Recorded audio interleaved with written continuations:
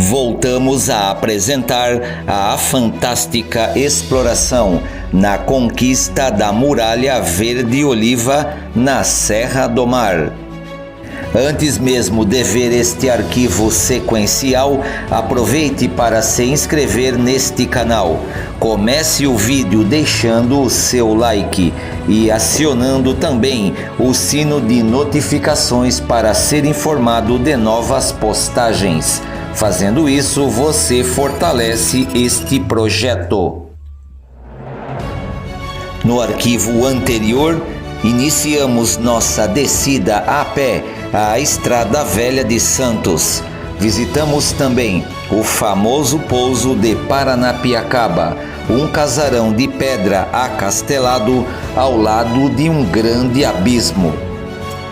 E é exatamente no quilômetro 43, no topo da serra onde ela termina, que encontra-se o pouso de Paranapiacaba. Esta bela casa de pedra representa a época moderna, classificada por alguns historiadores como a era rodoviária.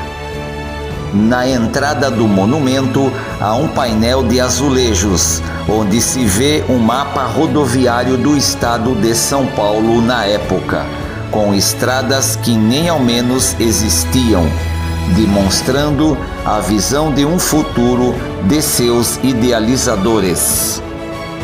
É muito interessante perceber como por séculos a transposição da Serra do Mar exigiu o emprego da mais alta tecnologia disponível para a época, para superar a fantástica e assustadora Muralha Verde do Mar, que tem aproximadamente 750 metros de altura entre o Planalto Paulista e a Baixada Santista. Acredita-se que a primeira motivação ou ambição para empreender esses caminhos sinuosos por escarpas íngremes estava de alguma forma centrada na descoberta do antigo caminho Piabiru, ou o mesmo caminho que levava para as minas do ouro e também da prata, atrás dos Andes.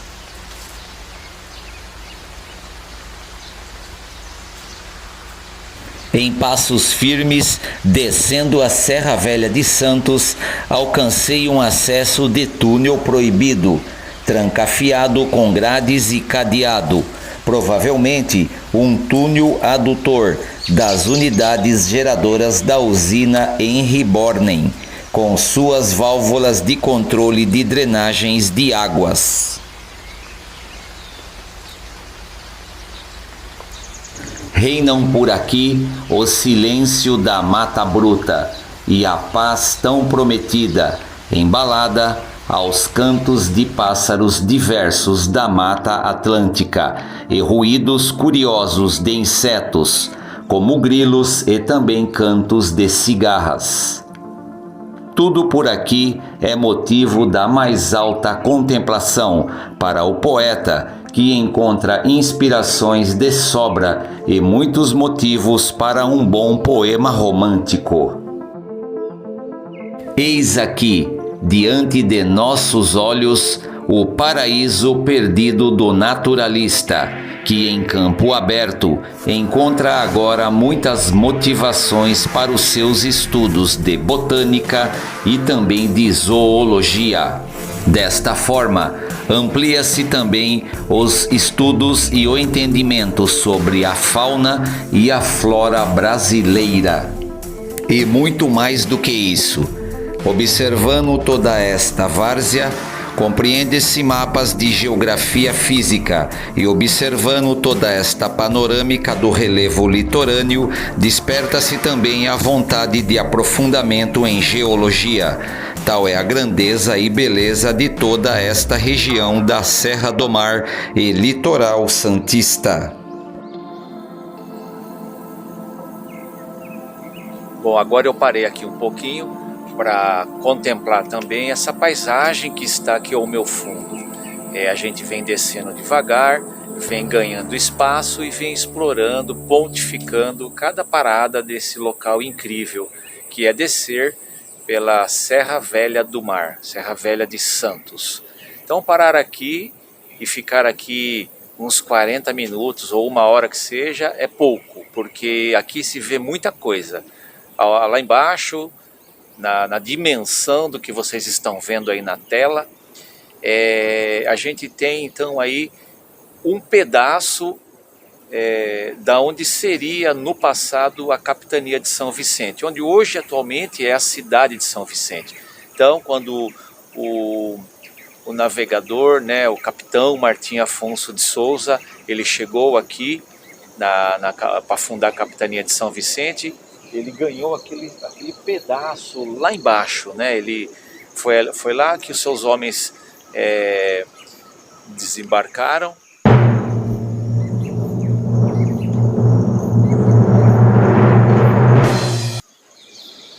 Então, quando o capitão Martim Afonso de Souza chegou com seus homens, eles colonizaram e fundaram a capitania de São Vicente, que é esse onde vocês estão vendo lá embaixo. Depois a gente tem aonde hoje é Santos também, que dá para ver uma parte, e mais naquele canto lá, virando assim, lá aonde? Atrás daquelas montanhas, lá já é a Praia Grande. Então a gente está aqui num ponto bastante privilegiado aqui da Serra do Mar. Não sei se vai estar dando para ver aí, mas a Via Anchieta também fica onde estou apontando com o dedo aqui, ó. A Via Anchieta fica lá embaixo, e quando a gente desce a Serra do Mar, a gente contempla tudo isso do ônibus, é claro, olhando lá. Também a gente pode ver daqui a raiz da serra, Cubatão, Piaçaguera, que é bem legal também. Tem uma parte que está industrializada, tem algumas indústrias, algumas fábricas, e a parte onde também houve invasão para as pessoas morarem, né? E a parte de paisagem, que é de deixar a gente em êxtase. Então, galera, a gente está falando aí sobre a fundação da capitania de São Vicente, que ficava nessa direção que eu estou apontando o dedo aqui, e tudo isso daqui era a capitania de São Vicente. Então, quando a gente fala em história, a gente está assim, se referindo a um espaço gigantesco que na época, para os europeus da época, os portugueses, talvez eles não tivessem a dimensão do que era tudo isso. E de lá eles olhavam para cá e viam a grande muralha, a Muralha Verde, que eles deveriam subir então futuramente. Bom, então eu estava falando sobre a capitania de São Vicente. Então, para a gente entender essa geografia, daqui de cima a gente vê legal. Bem aqui onde eu estou apontando o dedo, seria então a capitania de São Vicente, onde eu já apresentei alguns vídeos para vocês. Se a gente for nessa direção aqui, a Praia Grande, todo o litoral sul, que vai sair em Itanhaém e Peruíbe. Vindo mais para cá um pouquinho agora, virando aqui, virar assim rapidinho, aqui onde eu estou apontando o dedo, é Santos, onde fica o porto e o Monte Serrate, o centro histórico, etc. Não dá para a gente ver daqui, hoje está um pouco de nevoeiro, não dá para a gente ver aqui a Ilha do Guarujá, mas seria interessante voltar aqui, e eu farei isso num outro momento, quando tiver um sol bem forte, e a gente vai poder visualizar também o Guarujá, a Ilha do Guarujá. Então é bem legal. Então eu estou mostrando rápido aí, esta panorâmica incrível, e tentando se localizar nos espaços aqui e também na história, porque nós estamos fazendo um caminho histórico. E vamos continuar andando aqui, vendo a beleza de tudo isso. Mostrar rapidinho só mais uma vez aqui para a gente poder mudar de ângulo. Então eu vou tentar fazer uns 180 graus aqui para vocês verem o que está atrás de mim aí. Ó. Olha aí que bacana, virar assim agora.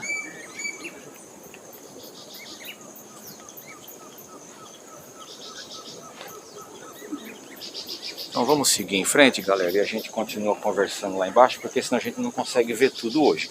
E eu acredito que não vai dar mesmo, porque hoje é um passeio de reconhecimento de terreno e a gente vai ter que estar voltando aqui em outros momentos. Não vai dar pra gente ficar, não vai caber neste arquivo tudo que tem aqui. É muita coisa e eu não faço vídeo curto também, tá, galera? Meus vídeos têm tudo mais de meia hora. Fomos à terra e descobrimos-la tão cheia de árvores, o seu verdor e o seu cheiro suave. As suas árvores são de tanta beleza e tanta suavidade que pensávamos estar no paraíso terrestre.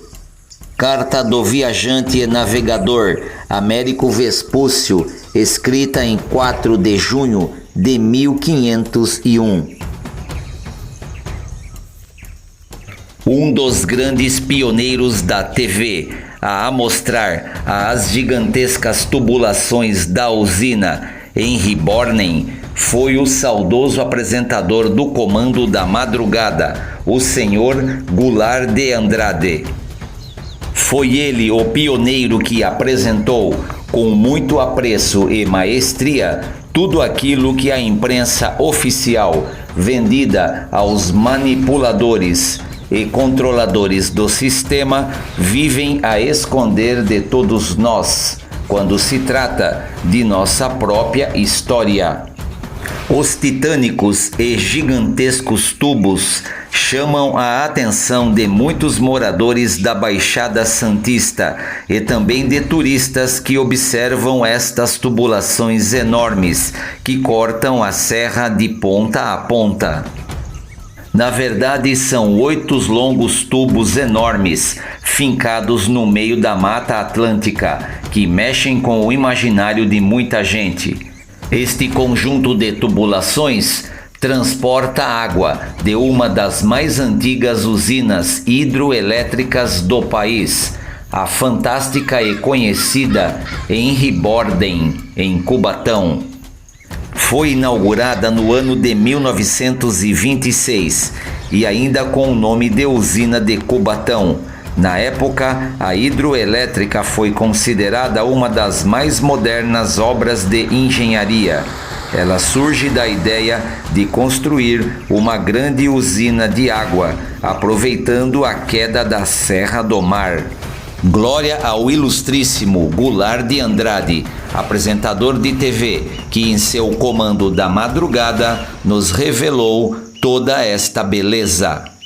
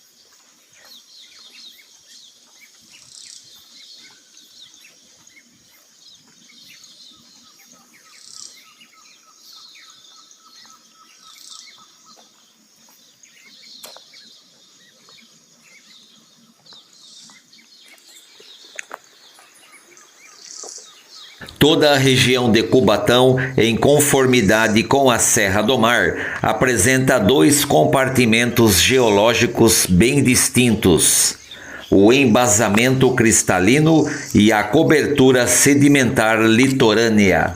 O primeiro é representado pela Serra do Mar, que está protegida pela floresta tropical e esconde sobre o solo, pouco espesso, rochas primitivas da era Proterozoica. Estas rochas, dentre muitas outras, são as rochas mais antigas do planeta Terra. Porém, houve modificações nas estruturas destas rochas magmáticas, transformando-se em metamórficas no decorrer de milhões de anos, devido às pressões internas do planeta, que resultaram no nascimento da Serra do Mar, também chamado de orogenia. O mais fantástico de todos estes estudos é que a formação da nossa Serra do Mar deve-se a uma grande falha geológica ocorrida durante levantamentos andinos no período terciário, 35 a 70 milhões de anos atrás, e no Cretáceo, de 70 a 140 milhões de anos atrás, resultante do movimento das placas tectônicas. Em meus estudos primários de geologia, percebi que o resfriamento do planeta Terra ocorreu de fora para dentro, em um processo lento e gradual, que ainda ocorre nos dias de hoje. A superfície já resfriada torna-se uma camada delgado fina em relação às camadas inferiores do nosso planeta. Esta fina camada resfriada chama-se crosta terrestre ou litosfera, com cerca de 150 quilômetros de espessura, muito variável, dependendo da região do planeta Terra. Existem várias origens e também significados para o nome de Cubatão. Segundo o emérito historiador Francisco Martins dos Santos, o nome da cidade e também da região de Cubatão deriva do tupi, Cuipaitaã ou Cuipaitã, que significa rio que cai do alto. Já o emérito historiador Frei Gaspar Madre de Deus defendia que Cubatão era uma designação comum para os portos fluviais, pois a região possuía muitos portos devido à existência de vários rios que vinham das encostas da Serra do Mar. Vamos agora sair um pouco da Estrada Velha de Santos e adentrar no meio da mata, para contemplar uma pequena cachoeira que tem próximas aqui às imediações, e desta forma poder compreender de onde que a água vem e para onde que a água vai das encostas da Serra do Mar. Bom, fazendo esse passeio aqui pela Serra do Mar, acabei adentrando aqui pelo meio das encostas e encontrei uma pequena cachoeira aqui, muito bacana, muito legal, e também estou filmando ela para deixar aqui no arquivo. Lembrando que a gente está fazendo um passeio de reconhecimento de espaço, a gente está explorando a Serra do Mar. Na verdade, a gente não tem um roteiro específico para estar fazendo hoje. A gente veio de uma forma quase que aleatória e a gente vai, na medida que vai passando pelos locais, a gente vai então costurando aí algumas ideias e vai saindo uma espécie de roteiro, né, para esse arquivo. Mas lembrando que ele não é um arquivo com roteiro preciso. A gente vai pontificar alguns assuntos que estão soltos e vai inserindo aí na edição. Mas a ideia aqui é contemplar essa pequena cachoeira, mostrar para vocês a beleza dela e evocar o espírito da Mata Bruta, o espírito da floresta, porque aqui de fato eu estou no meio da Mata Atlântica, isso que é legal, num ponto bastante isolado de tudo que a gente já conversou até agora. Eu estou no intermediário entre o litoral e o Planalto, no meio da Serra do Mar, isso que é legal. E que serra que é essa? É a Serra Velha, o caminho antigo, o caminho antigo que levavam as pessoas do Planalto para o litoral e vice-versa. Então é bem legal vir aqui. E aqui em minha volta, muita vegetação, vocês podem estar vendo aí, muita vegetação interessante. Estou mostrando para vocês aí, ó, que legal. E em estado de êxtase nesse mato aqui, fantástico estar aqui. Claro que eu não vou me adentrar com mais profundidade, até para não se perder, e também porque a gente tem horário para estar voltando. E lembrando que a gente está só descendo, depois tem que subir tudo de novo. E esse local que a gente está tem horário para fechar também. Então a gente está bem longe de casa, eu não sei nem como que eu vou voltar depois. Mas a ideia é essa então, é estar curtindo o local e apreciando, ok? Então apreciem comigo aí essa pequena cachoeira e daqui a pouco a gente continua a nossa caminhada aqui pela Estrada Velha de Santos.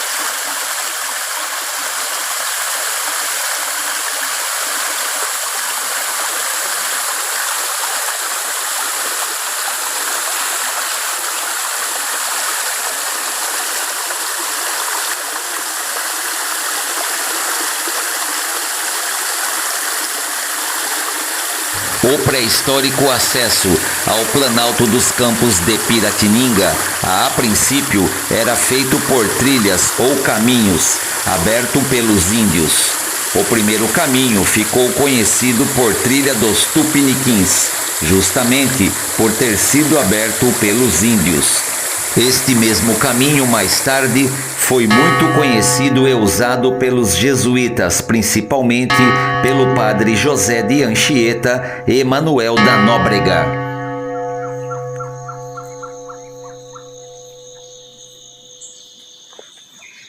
Foi apenas na segunda metade do século XVIII que a antiga província de São Paulo de Campos de Piratininga tentava sair de uma crise comercial mediana. A gradual recuperação econômica aconteceu nas décadas seguintes, ao ponto dos antigos caminhos da Serra do Mar tornarem-se insuficientes para o trânsito intenso, principalmente das tropas de animais de cargas. Alcancei agora um dos pontos mais esperados da minha caminhada e, curioso, avancei. Encontrei aqui o Belvedere Circular, uma construção curiosa de alvenaria de pedras, que demarca aqui a localização do primeiro ponto do Calçadão do Lorena, que cruza o caminho da Serra do Mar. Honro aqui a memória do fidalgo e nobre aristocrata Bernardo José Maria de Lorena, um português que foi governador da antiga capitania de São Paulo entre os anos de 1788 até o ano de 1798. Foi ele o responsável pela mudança desta situação aqui na Serra do Mar, transformando o antigo caminho dos Tupiniquins em uma calçada mais acessível para o Planalto. Este nobre fidalgo português, de nome Bernardo José Maria de Lorena, tinha grande apreço pela província de São Paulo Antigo. E assim o nobre fidalgo, através de sua percepção apolínea e também de sua capacidade administrativa, desenvolveu um projeto de construir ou adaptar um caminho mais acessível e adequado para a causa da intensificação das atividades agrícolas e da consequente aceleração e aumento das exportações pelo Porto de Santos. Após um mapeamento mais adequado e um estudo mais aprofundado da Serra do Mar, o capitão José de Lorena se reuniu com o corpo de engenheiros da Coroa Real e definiu-se a utilização de lajes de pedras para o calçamento deste mesmo caminho que agora estamos aqui percorrendo as suas partes.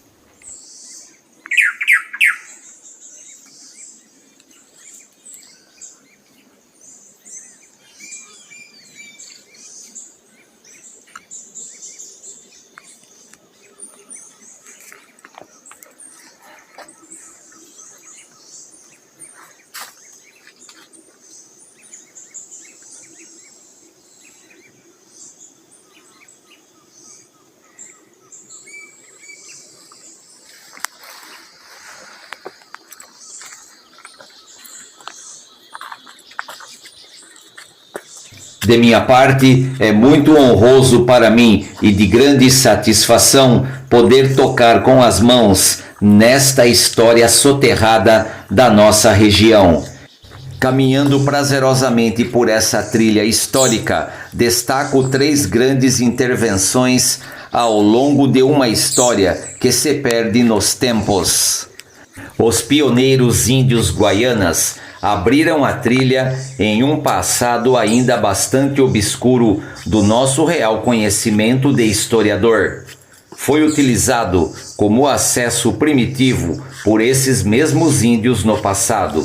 Depois, o mesmo caminho foi trilhado pelo náufrago João Ramalho, que subiu a serra e veio fundar a antiga vila de Santo André da Borda do Campo, utilizando ele o mesmo caminho antigo, que depois foi também útil para os jesuítas da Companhia de Jesus, onde se destacaram Manuel da Nóbrega, Leonardo Nunes Abarebebê e José de Anchieta, que também trilharam pelo mesmo caminho em um passado bastante obscuro de nossa história.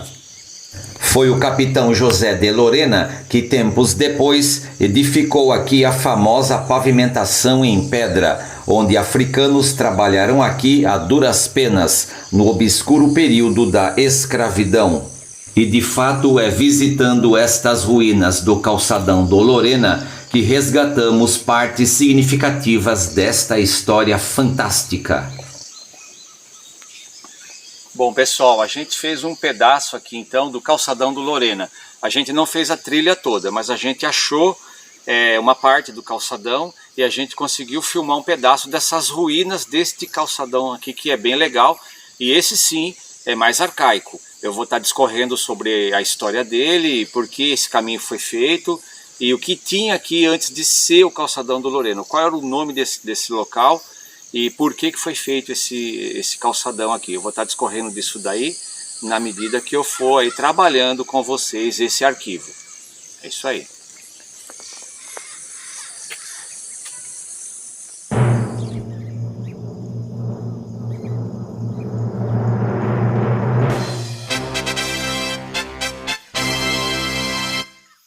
Estou contemplando agora com vocês o famoso monumento histórico chamado de Belvedere Circular, que é o ponto de intersecção com a calçada do Lorena e está situado no quilômetro 45. Com uma arquitetura mais simplificada, o Belvedere Circular é hoje em dia um agradável recanto de onde os viajantes e caminheiros podem parar para apreciar uma bela visão da Serra do Mar e tomar um fôlego para continuar a sua longa caminhada pela serra. Seus trechos principais são todos ornamentados com uma escadaria feita de pedra de granito e muralhas que representam bem a sua importância e significado. O antigo percurso do calçadão do Lorena foi no passado escolhido por estar localizado próximos ao Rio das Pedras e o Rio Cubatão, e a inauguração aconteceu por volta do ano de 1792. E de fato a genial ideia do fidalgo português em utilizar pedras na trilha lhe rendeu também o nome do mesmo caminho, que ficou conhecido como a Calçada do Lorena.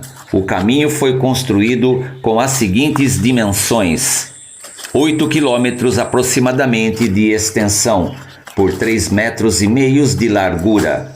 Historicamente falando, o calçadão do Lorena tornou-se famoso por ser caminho do nosso ilustríssimo príncipe regente D. Pedro I, que subiu por este trecho para depois proclamar a independência no alto do Ipiranga.